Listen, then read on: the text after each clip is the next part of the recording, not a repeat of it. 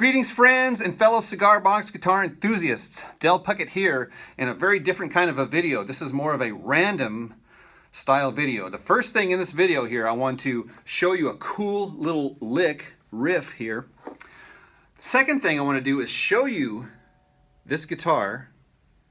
And then the third thing is I want to try to teach you how to think so that you can play this little riff here. Okay, so right off the bat I'm tuned E, B, E. Okay, so here's the riff.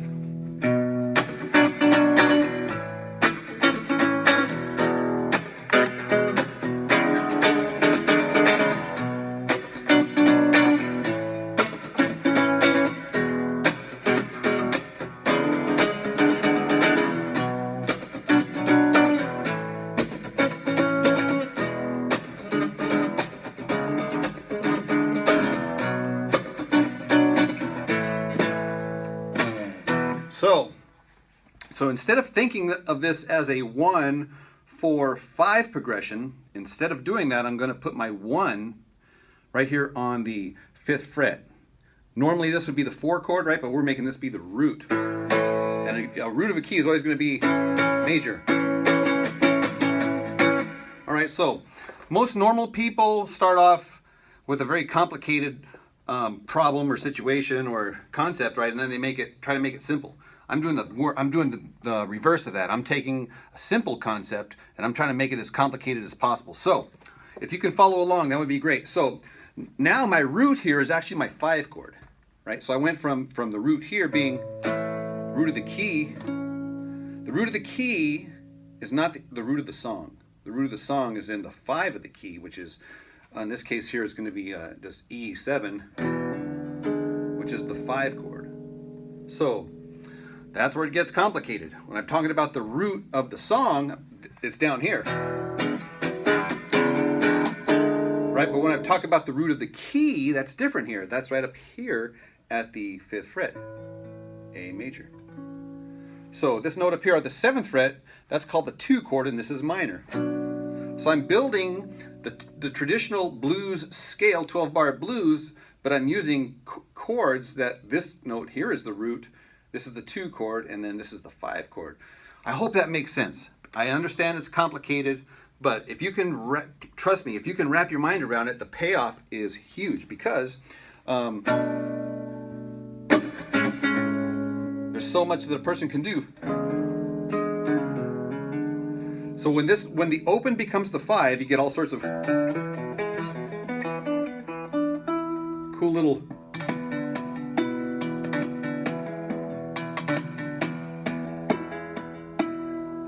some people call this mixolydian, okay, and that's cool too. If you want to think of it as mixolydian, that's a good way to think of it. You know, however you think about it, your open strings now are the 5 of the key, and the root is here.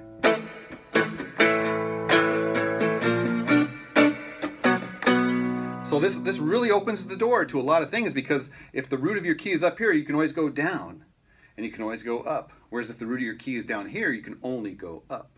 So I hope that makes sense. I'll do a little riffing, a little jamming here.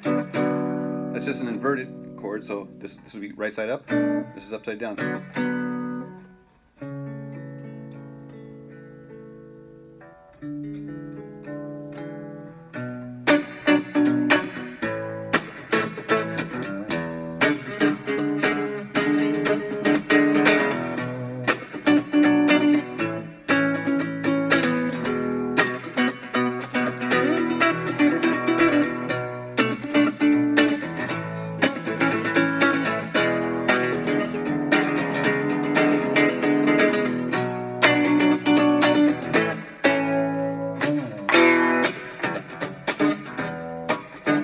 So when this one here is played, you have the open string is of course the root of the chord, and then you have your index finger here on the middle fret, 3rd fret, and then your ring finger on the 3rd fret. So 2nd fret, or I'm sorry, 3rd fret, 4th fret. Now this chord you can move up here, up to the 9th and 10th fret, And of course you can move it all the way up here to the this is 12, 13, 14, 15, and 16th fret. It's the same chord, right? And then of course if you have all the frets you can go whatever. So that's the same chord. And I like to approach it just by going. And those are the notes of.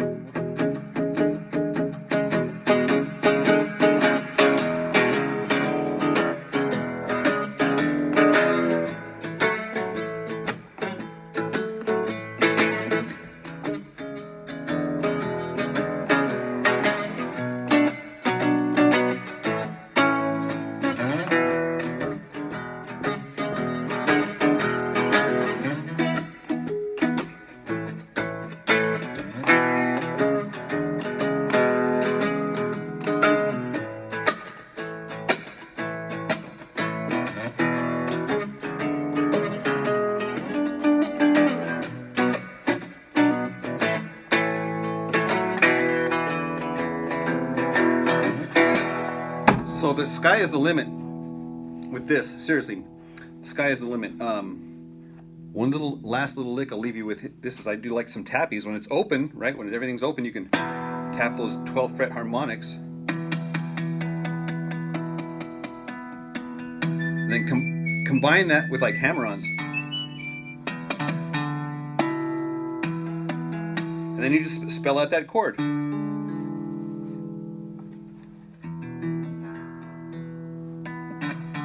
So again, my top string here is, in this case here, will be the 10th fret.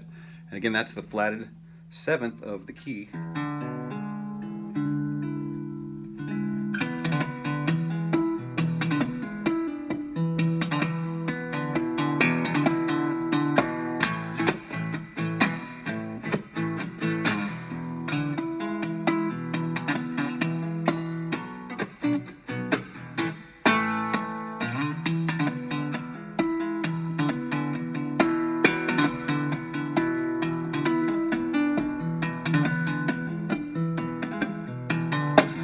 Yeah, you can get all sloppy and stuff like that. But anyhow, so I'm trying to make it as complicated as possible. So if you checked out a long time ago because this video was too complicated, then I have succeeded. All right, so hopefully you learned a thing, maybe, hopefully. If it was too complicated because I didn't explain it very well, then for that I do apologize. But so I'm going to leave you here with just a sneak peek of this guy. This is my 50th build, so it is an old one that doesn't see much love these days, but it's all scratched up here in the front, so that's kind of cool.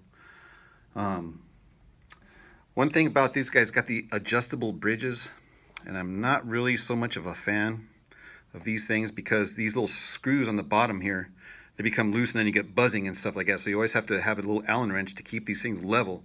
And it's kind of maddening because this one here, they keep backing out. And plus, you know, I can't really get high enough action here because these things are maxed out. So I'm not really necessarily a fan of these things. They look cool, I guess, but they don't make practical sense to me anyway. So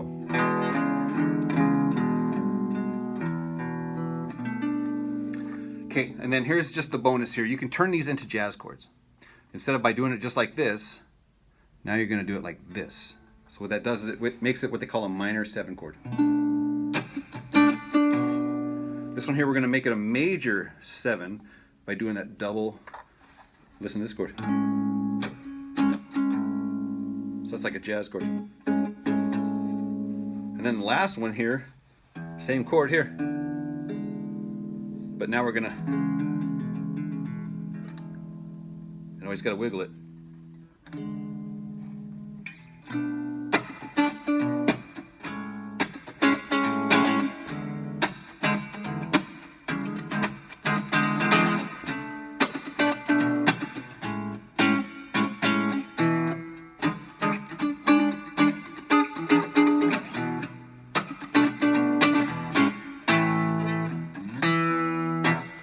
So, build what you play, what you love. All right, you have to be honest with me on this one. How many times has this happened to you? You're driving down the road, just minding your own business. All of a sudden you see it there on the side of the road.